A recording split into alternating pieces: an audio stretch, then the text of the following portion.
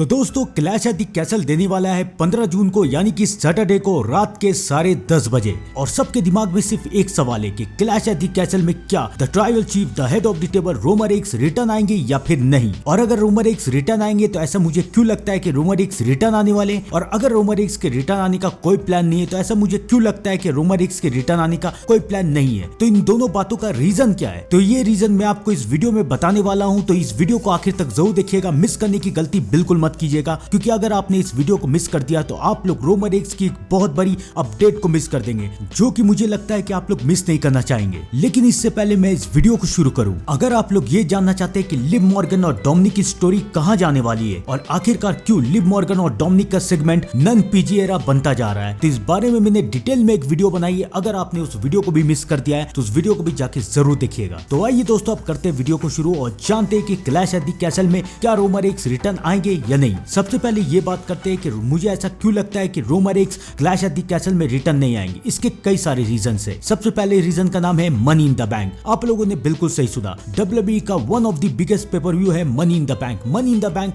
WWE superstar के लिए बहुत जरूरी पेपर व्यू है, क्योंकि इस पेपर व्यू से ये तय हो जाता है कि फ्यूचर में होने वाला चैंपियन कौन है। अगर आपके पास मनी इन द बैंक है तो 95% इस बात के चांस है कि शायद आप किसी भी चैंपियन का पिन फॉल करवा के बन सकते हैं न्यू चैंपियन। अगर ये मनी इन द बैंक किसी न्यू कमर यानी कि नए सुपरस्टार के पास आता है तो भी इस बात के 95% चांस है कि वो नया सुपरस्टार किसी भी चैंपियन को पिन करके चैंपियन बन सकता है। लेकिन अगर ये मनी इन द बैंक कोई एस्टैब्लिश सुपरस्टार यानी कि जो सुपरस्टार जिसका पहचान WWE में काफी ज्यादा है उसके पास आता है, तब तो इस बात की गारंटी हो जाती है कि वो सुपरस्टार किसी भी चैंपियन को पिन करके न्यू चैंपियन बन सकता है। अब सबके दिमाग में एक सवाल है कि इस साल का मनी इन द बैंक का विनर कौन बनेगा, यानी कि मनी इन द बैंक 2024 का विनर आखिरकार कौन बनेगा। और इस विनर के लिए सिर्फ एक नाम सामने आ रहा है और वो नाम है the tribal chief the head of the table Roman Reigns. कहा यह जा रहा है कि मनी इन द बैंक 2024 के विनर बन सकते हैं रोमन रेंस। और रोमन रेंस के पास अगर मनी इन द बैंक आ गया तो WWE के सारे चैंपियन खतरे में है, क्योंकि इस बात की गारंटी है कि रोमन रेंस जब भी अपना money in the bank cash in करेंगे वो गारंटी चैंपियन बनेंगे, उन्हें चैंपियन बनने से कोई नहीं रोक सकता। तो पहला रीजन तो यह है जिसकी वजह से मुझे ऐसा लगता है कि क्लैश एट द कैसल में शायद रोमन रेंस नहीं आएंगे। अब दूसरा रीजन क्या है, दूसरा रीजन है the blood line. Clash at the castle 2-3 दिन में है और अभी तक ब्लड लाइन का कोई भी match clash at the castle के लिए फिक्स नहीं हुआ है। वो अलग बात है कि अभी स्मैकडाउन बाकी है, लेकिन मुझे लगता नहीं है कि स्मैकडाउन में भी कुछ खास सेगमेंट या कुछ खास मैच ब्लड लाइन का होगा। और रोमन रेंस के बारे में ये कहा जा रहा है कि रोमन रेंस जब भी रिटर्न आएंगे रोमन रेंस का फ्यूज चालू होगा द ब्लड लाइन के साथ। तो अब रोमन रेंस के रिटर्न को शायद इसलिए रोका जा रहा है ताकि ब्लड लाइन का कोई इंपॉर्टेंट फ्यूज चले, उसी फ्यूज के बीच में रोमन रेंस रिटर्न आएंगे तो ज्यादा अच्छा रहेगा। अभी तो ब्लड लाइन खुद ऊपर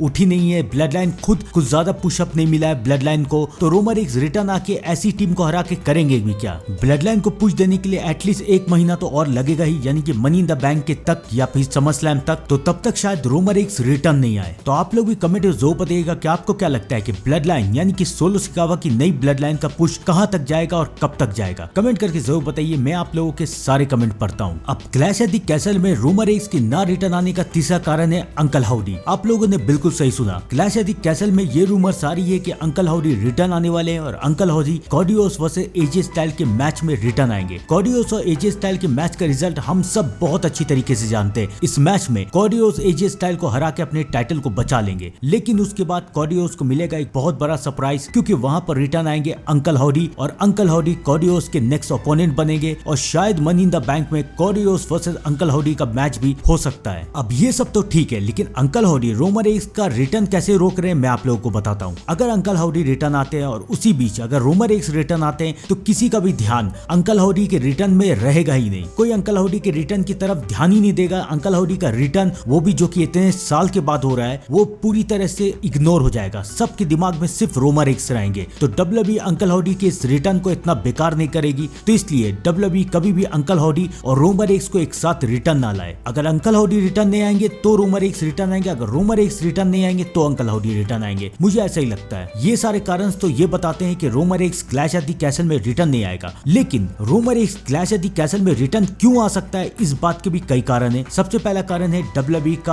अनएक्सपेक्टेड सरप्राइज। WWE अपने सुपरस्टार को तब रिटर्न बुलाती है जब उसके आने के रूमर्स एकदम ना के बराबर हो, यानी कि नेगेटिव में हो। जब फैंस ये अंदाजा लगाते हैं कि WWE सुपरस्टार रिटर्न आने वाला है, रिटर्न आने वाला है, तब WWE सुपरस्टार को कभी रिटर्न नहीं बुलाती। वो सुपरस्टार को तब रिटर्न बुलाती है जब किसी को उम्मीद उम्मीद ही ना हो और क्लैश एट द कैसल में WWE फैंस को रोमन रेंस की रिटर्न की कोई उम्मीद ही ना है, तो शायद WWE अपने फैंस को अनएक्सपेक्टेड सरप्राइज देने के लिए रोमन रेंस को रिटर्न बुला ले। तो आप लोग भी कमेंट में जरूर बताइएगा कि आप लोग रोमन रेंस की रिटर्न को लेकर कितने ज्यादा एक्साइटेड है। कमेंट करके इन सारे सवालों का जवाब जरूर दीजिएगा और मैं मिलता हूँ आपसे थोड़ी देर में WWE के नेक्स्ट अपडेट के साथ। तब तक के लिए thank you and good bye.